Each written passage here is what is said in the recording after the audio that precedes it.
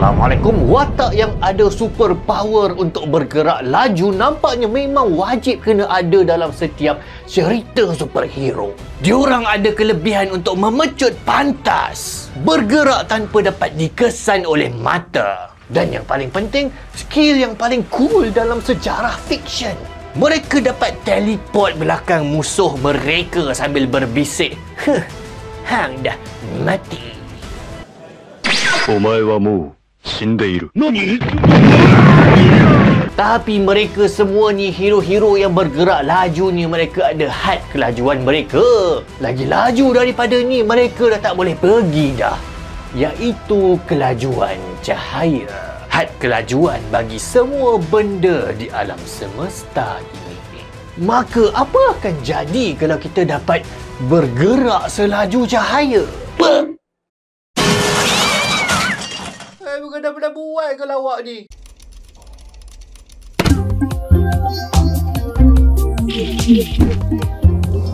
Jom buka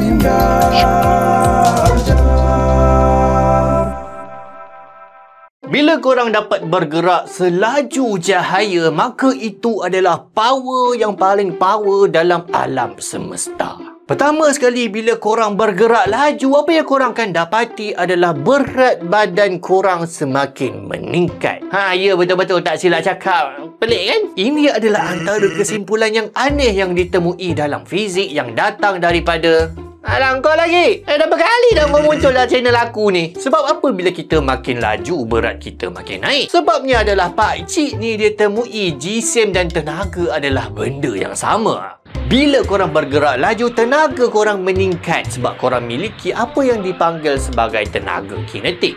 Maka jisim korang pun meningkat. Tapi itu bukan maksudnya kalau korang naik kapal terbang yang bergerak laju, lepas tu korang timbang berat badan dekat alat penimbang, tiba-tiba berat badan korang naik 20 kilo. Habis semua kaum perempuan boikot naik kapal terbang macam tu. Tak. Berat badan korang kat penimbang tu sama je. Tapi berat badan korang meningkat bagi pemerhati lain yang tak bergerak, yang tengah memerhatikan korang. Makanya bila korang bergerak selaju cahaya, berat badan korang meningkat kepada infinity. Dan korang perlukan tenaga sebanyak infinity untuk bergerak selaju tu. Berat infinity maksudnya korang akan jadi lubang hitam. Tenaga infinity pula lagilah weh. Hancur alam ni weh. Bila korang bergerak selaju cahaya juga, masa akan terhenti bagi korang dan alam semesta akan mengecik kepada satu titik.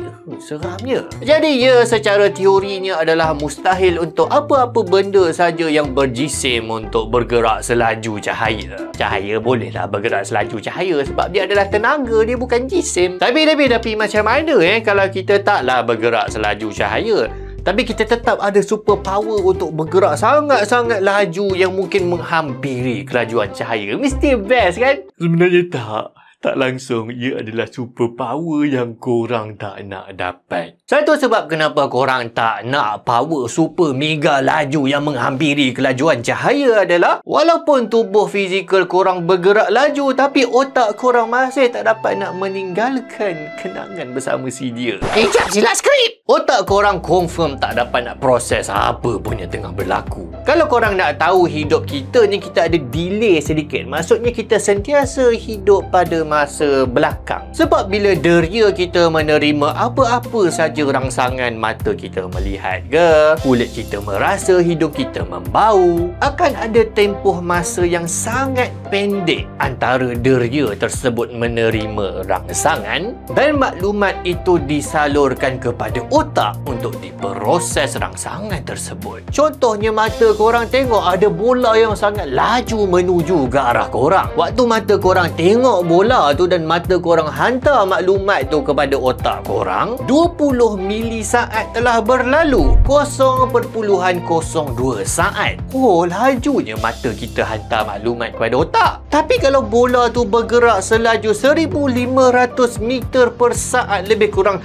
kelajuan peluru, waktu otak korang terima je rangsangan tu, bola dah pun bergerak sejauh 30 meter. korang tak sempat nak brain apa-apa dah kena smash dengan bola. Jadi kalau korang ada kuasa untuk bergerak dengan sangat laju menghampiri kelajuan cahaya pun korang tak boleh nak buat apa-apa. Otak korang tak ada nak brain apa pun. Kecuali lah korang ada power lain, iaitu otak korang ada Pentium 8 juta processor. Sebenarnya ada cara untuk korang melatih otak korang menjadi lebih cepat dan cerdas, iaitu dengan menggunakan Pandai Apps.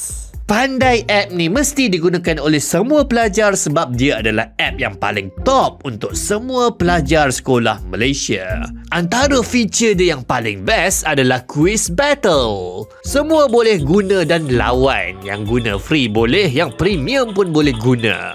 Kuisnya meliputi subjek-subjek teras dan korang boleh main dengan kawan korang 1 lawan 1.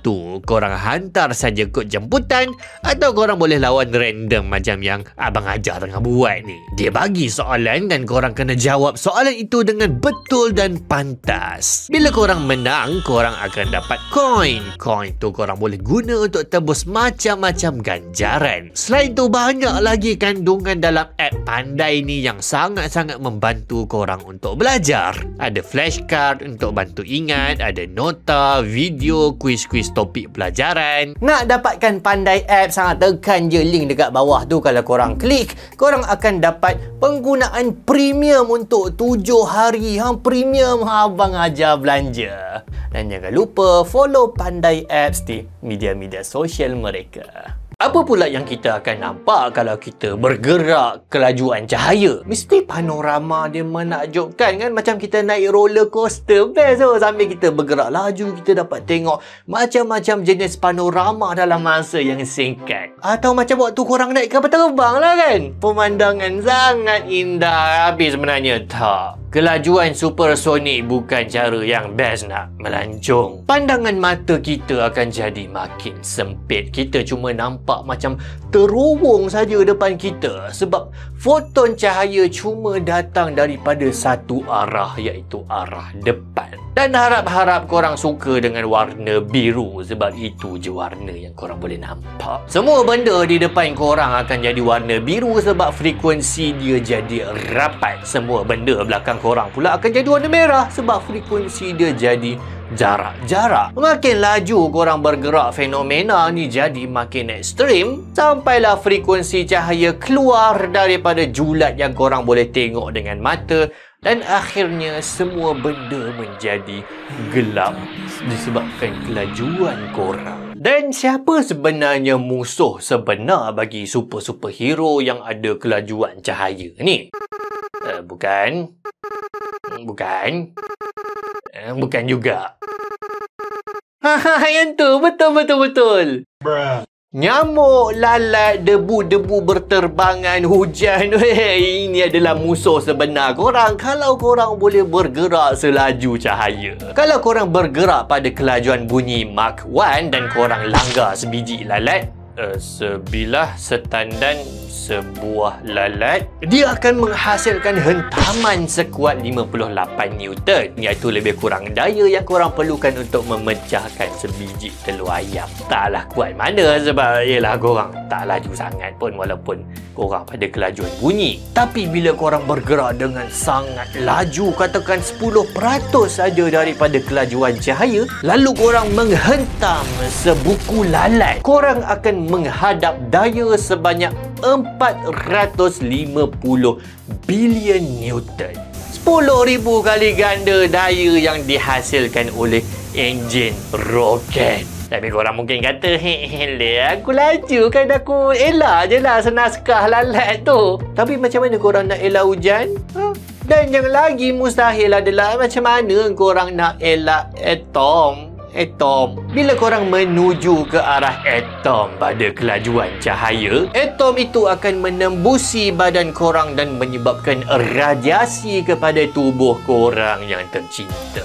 Kalau korang ada di angkasa lepas pun yang hanya ada kemampatan 2 atom dalam 1 meter kubik, dengan kelajuan cahaya korang akan dihentam dengan radiasi 6 kali ganda daripada dos yang akan membunuh manusia. Dia macam korang duduk kat tengah-tengah gelung partikel berkuasa tinggi Large Hadron Collider. Tapi manalah tahu kot daripada radiasi yang patutnya membunuh korang tu, korang dapat superpower baru pula kan. Entahlah, pelik-pelik sangat origin story superhero sekarang ni. Jadi itulah dia sedikit penerokaan terhadap apa yang akan berlaku sebenarnya kalau korang ada superpower yang sangat-sangat power, yang sangat-sangat cool, iaitu kelajuan supersonik. Super korang boleh mencapai kelajuan cahaya.